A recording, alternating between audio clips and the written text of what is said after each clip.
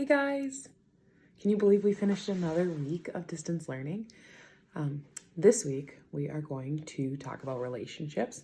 So I hope that when you're tuning in with a trusted adult in your home, or maybe an older sibling or someone that you can tackle some of these challenges with this week. Just because we are together all the time doesn't mean that we're having the conversations that maybe we used to have when we weren't together all the time, because it might seem like we're talking to the same people all the time, so why would we have to talk about these things?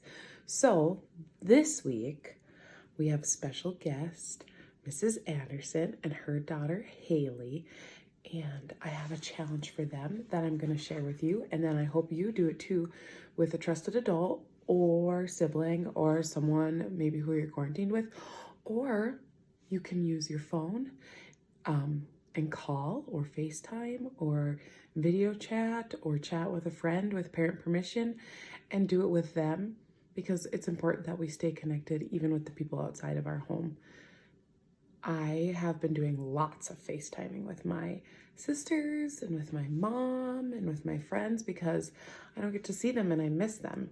So I think this is kind of a cool activity that you guys can do with someone in your home or with someone outside of your home. So what I did is I have my bag and I cut out a bunch of conversation hearts. So what does that look like? I wrote little questions on them and I folded them up and I put them in the bag.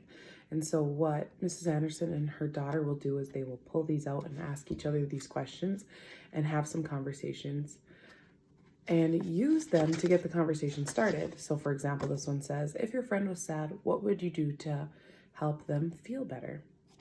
So let's go see how this goes. Hi everyone, it's Mrs. Anderson. I'm here today with my daughter Haley and also my daughter Mila on the floor.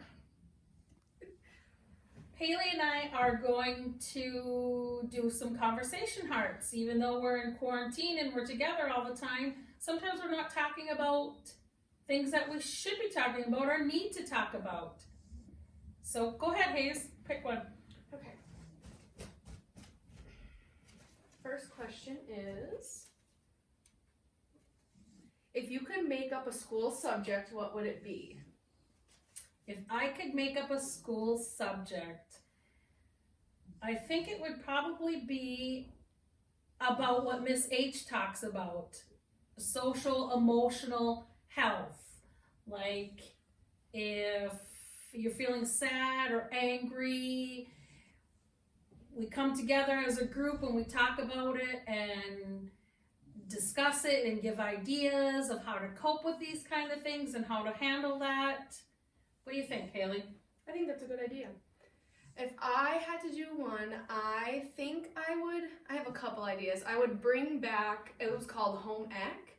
So you learn cooking and cleaning and sewing, things like that for everyday life. Good idea. Okay, you want to go next? Sure. My question is, if you could have dinner with anyone, living or dead, who would it be and why? Mine would be someone that's passed away, and it's my grandma Rika. I would have dinner with her just because I miss her, and I wish that we could have some more conversations that we used to have together. And some good Italian food. Yeah, she made the best food. Yes. I think I would pick somebody who's living but who has Alzheimer's and can't remember. That's my mom. And I would like to have dinner with her again without her Alzheimer's, back when she was well. Okay, next. Ooh, if you could invent any ice cream flavor, what would it be? Ooh. Ice cream is my all-time favorite. And I don't know if I would be inventing something new, but I think I would have like chunks of fudge and pecans and caramel, kind of like a turtle, and mix it all together. What about you? I don't know what I would do. I think I would do something fruity, so like a blueberry pie or something like that. Ooh, that'd be good. Or raspberry? Yeah, raspberry, any fruit. I like fruity stuff. Yeah. Want to pick the next one? Sure.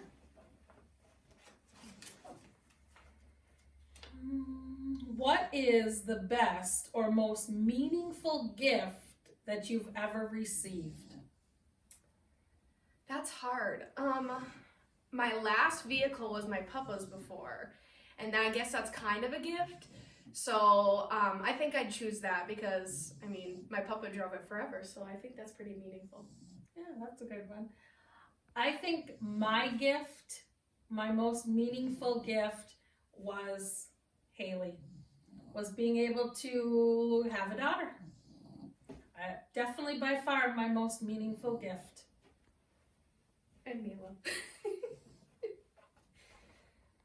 Okay, next one. What was the last thing that made you smile? The last thing that made me smile is probably that little four-legged hairy girl on the floor. She's always making me laugh and happy, and she just loves unconditionally. That was what I was gonna say too. I just love her so much. She's the best. Yeah. So I think I choose her too. Next question. If you could only eat one food for the rest of your life, what would it be? Well, again, now here I come back. Ice cream. Definitely ice cream. And the flavor I just mixed up myself. That's what I'd be eating. Mine would be pizza. I love pizza. You can put anything on it. So whatever you're in the mood for, you can make a pizza for it. True. Okay, next. If your friend is sad, what would you do to help them feel better? I listen. I would listen to what's making them sad. Try to help and support them, give them ideas on how to cope with what they're sad about. That's what I think I would do. I think I would try to do something fun, something they enjoy if they're up to it. So if they like taking walks, you can take a walk, because then you can also have conversations too while you're doing whatever you enjoy doing together. Right. Maybe give them the idea of journaling.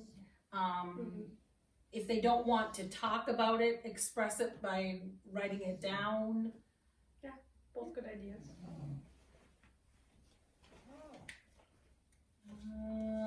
If you were in a circus, which character would you be? Okay, that's hard for me. I don't know what they're called, but they swing from the ceiling. Like a trapeze artist, is that what they're called? Maybe. I'm afraid of heights, but I think that's what I would want to do. I think that I would want to be a clown. Get in there and make people laugh and be silly and act crazy. I think that would be so much fun. Okay, and then this is the last heart. Would you rather spend time with the people that you love or hear them tell you, I love you? Well, I like both ideas, but I think I'd rather spend time with them. Yeah. As much time as I could, because it goes fast. Mm-hmm. There are things called like love languages. So I don't know if you guys have ever heard about that, but you do like a test online. So these would be like spending quality time, or like words of affirmation, which means you like people to tell you rather than show you that you're doing a good job and stuff like that. And everyone's different. I would rather spend quality time. That's just how I am. Like you said, it goes by fast. So you always want to spend time with people that you love. Talk as much as you can with the people you love. Hear their stories. Share their stories would be a good idea. Mm-hmm. I think that's all we have for you today. I want to tell you how much I miss you, and I cannot wait to see all of you soon. Mwah.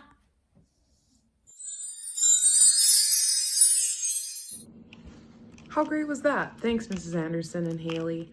So it's really funny that Haley brought up something I did not tell her to bring up. And it's something that I wanted to talk about with you guys, which is why I'm telling you or asking that you watch this video with someone else, because maybe they can help you become a detective to figure out what your love language is. So Haley talked about love languages, and she shared that there are 5 of them, and there are 5. So it's words of affirmation, gifts, acts of service, quality time, and physical touch. So words of affirmation, that's kind of a weird thing to say, hey? So that means like giving a compliment or having someone tell you that you did a really nice job. Gifts, like getting a reward. Acts of service is like helping or doing chores around the house or doing something for your community. Quality time is spending time with those who you love, especially if it's like one-on-one time, you might like that best. And then physical touch is like maybe hugging a trusted person or snuggling with a trusted person. But these 5 different ways are ways that we either show we love someone or want to be receiving love from someone else. So it's really cool that someone kind of broke it down like this, because it helps us create strong, trusted relationships. And you can learn a lot about a person and how to build a relationship if you know what their love language is. So my challenge to you guys is this week is with a trusted adult or sibling, use the links below and kind of try to figure out what your love language is.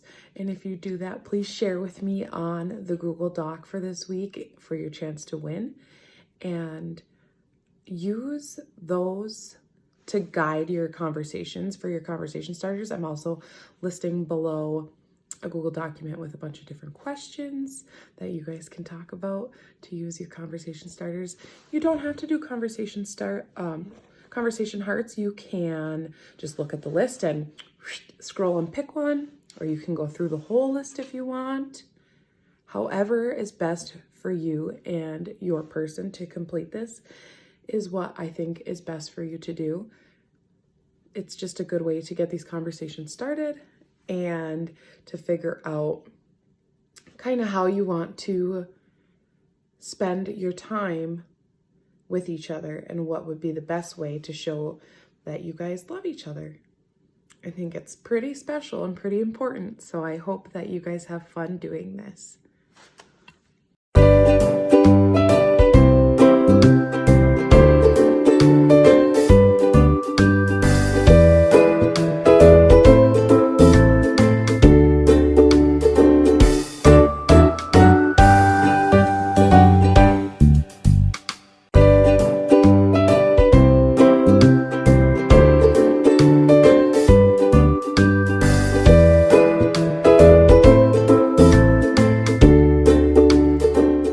That's a wrap. So use the documents below in the links to become a detective with your trusted person and discover both of your love languages. I can't wait to hear. I love and miss you guys. Bye.